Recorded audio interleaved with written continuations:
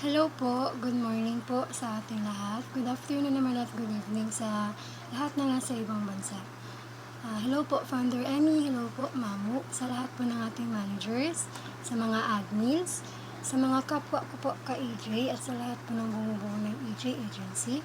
Ako nga po pala si EJ Nikay from Cagayan de Oro City, 31 years old, isa pong ina. Meron na po akong 3 anak. Alam niyo po, sabi po ng mga magulang ko, 5 years old pa lang ako, kumakanta na raw ako ng mga kanta po ni Janina Magdangal. Tapos hanggang sa paglaki, naging singer naman pero nasa bahay lang.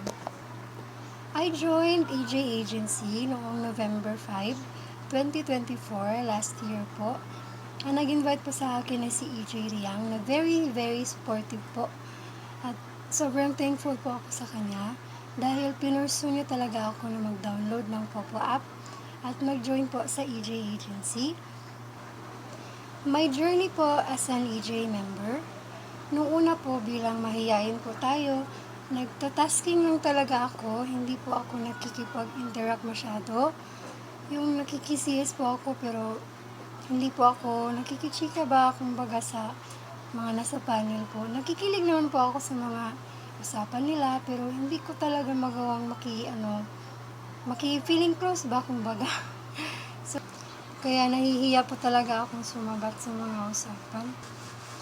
Tapos nagka-violation pa po ako. 3 days pa lang po nagka-violation na ako sa Popo. Kaya parang na-discourage po ako kumbaga. Pero after 4 days po, mula po nang nag-join ako, tinawagan na naman po ako ni EJ Riang.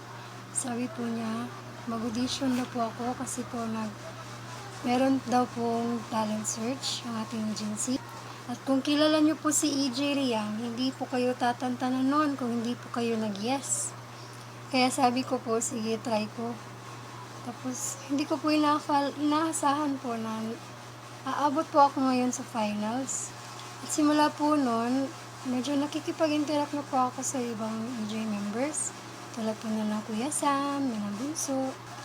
Mas lalo po ako naging komportable sa EJ family po natin. Nung sumali po ako sa PLC, yung Unity Party Live Challenge po.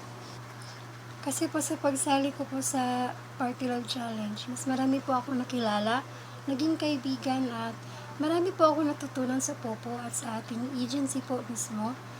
Yung mga tulad po ng pagpapanel, matetest po yung patient mo at mag-grow ka talaga. Yung best moment ko po dito sa ating agency is yung nag-droppings po ng rewards ng ating founder. Sabi ko po, wow, ulan ng biyaya!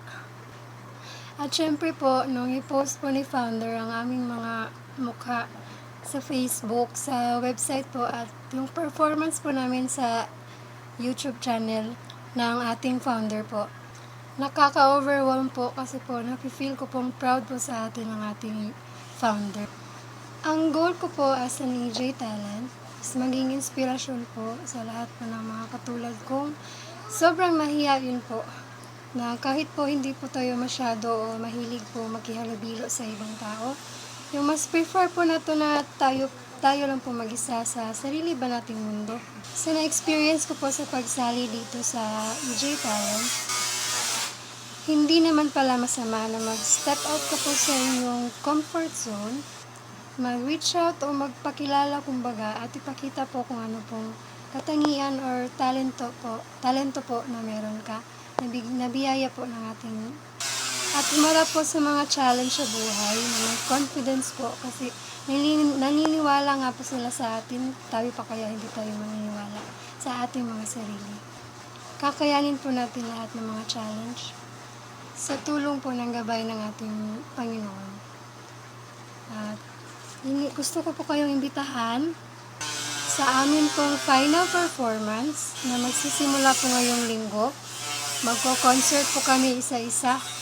Sana po ay suportahan niyo po kami ni na EJ Riz, EJ Rakma, EJ Lloyds, EJ Flor de Leon, EJ Nix, EJ Glacia at ako nga po ulit si EJ Nikay.